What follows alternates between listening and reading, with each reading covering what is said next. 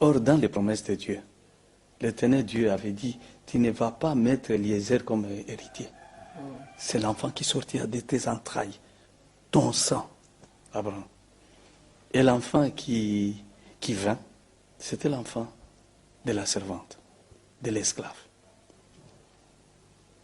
Vous me suivez bien, je crois. Alors, cet enfant, c'est l'héritier. Mais Dieu, comme il est souverain dans toutes ses actions, au moment où Sarah va montrer cette disposition, alors Dieu ait pitié d'elle et il va ouvrir les entrailles. Et Sarah qui va aussi devenir enceinte et qui va engendrer. Maintenant, Abraham se retrouve avec combien d'enfants? Avec 2. Et celui de la promesse c'est avec Sarah, donc c'est le deuxième enfant qui est celui de la promesse. Tu parles de la promesse? Oui. Mais la promesse avait dit, ce ne sera pas ses serviteurs, ce sera ton enfant propre qui va sortir de tes entrailles. C'est quelqu'un d'autre qui a engrossé Agar. Ce n'était pas Abraham. Oui, mais bon voilà, on va pas laisser alors, là-dessus. c'est Abraham qui avait rendu cette femme enceinte. Oui. Et l'enfant qui venait, c'est l'enfant qui avait droit d'héritage, selon les paroles de l'Éternel.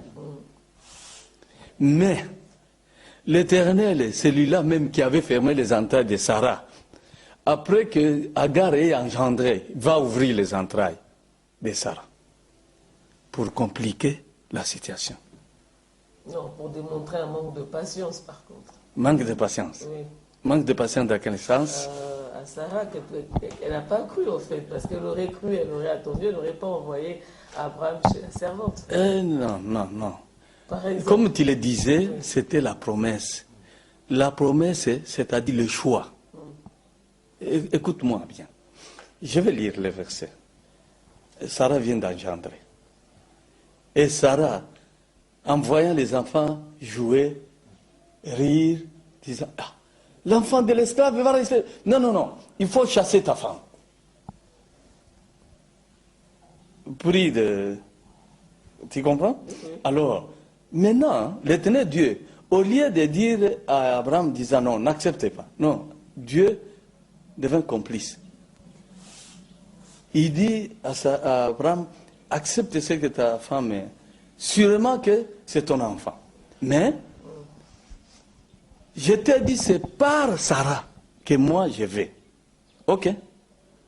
Mais maintenant, le problème n'est pas là. Le problème, c'est que je vais lire, je suis obligé. En Genèse 22, l'Éternel Dieu qui demande maintenant à Abraham de pouvoir sacrifier l'enfant. Mais il utilise un terme que je trouve un peu compliqué. À toi maintenant d'intervenir un peu. Donc, il dit ceci. 22.1. Il dit, après ces choses, Dieu mit Abraham à l'épreuve et lui dit, Abraham, il répondit, mais voici. Dieu dit, prends ton fils, ton unique. Arrête. Tu comprends? mais alors même Dieu ne reconnaît pas le premier. Ah non. Mais s'il vous plaît. Genèse 21. Oui. Parce que je ne vais pas vous laisser comme ça. 21, 8, jusqu'à 13. Écoute. L'enfant grandit et fut sévré. Et Abraham fit un grand festin le jour où Isaac fut sévré. Sarah vit rire le fils qu'Agar, l'Égyptienne, avait enfanté à Abraham. Elle dit à Abraham, chasse cette servante et son fils, car le fils de cette servante n'héritera pas avec mon fils, avec Isaac. Cette parole déplut fort aux yeux d'Abraham à cause de son fils. Mais c'est normal qu'Abraham fut vraiment choqué, disant, mais qu'est-ce qui ne va pas? Mais c'est mon enfant. Je vais chasser cette femme avec l'enfant encore. Non, tu oublies que là, j'étais suivre encore Agar. Mais qu'est-ce qu'il y a? Mais Dieu dit à Abraham, que cela ne déplaise pas à tes yeux, à cause de l'enfant et de ta servante. Accorde à Sarah tout ce qu'elle te demandera, car c'est Isaac que sortira une postérité qui te sera propre. Ok, continue. Je ferai aussi une nation du fils de ta servante, car il est ta postérité. La postérité de qui? d'Abraham. Mais bon, c'est d'un second lit quand même. Voilà, voilà. Et c'est la raison pour laquelle, vous voyez, c'est son enfant. Les choses de Dieu sont drôles. Il faut les accepter comme ça. Il est souverain. Vous comprenez que les mots, si on s'en tenait au véritable sens, c'est de unique. Tu comprends? Nous, on comprendrait que unique, ça veut dire c'est le seul. Oui. Alors que ce n'est pas ça la signification. La signification, c'est ce que Dieu vient d'expliquer. C'est par cette progéniture qui sort de Sarah que je vais compter. Vous comprenez? C'est-à-dire le choix. Le choix. En d'autres termes, l'enfant du choix. L'enfant, fils unique, ça veut dire fils du choix. Ah, ok. Oui. Ok. Nous sommes d'accord. Si, si. Alors, la suite, vous comprendrez. C'est la raison pour laquelle le mot là,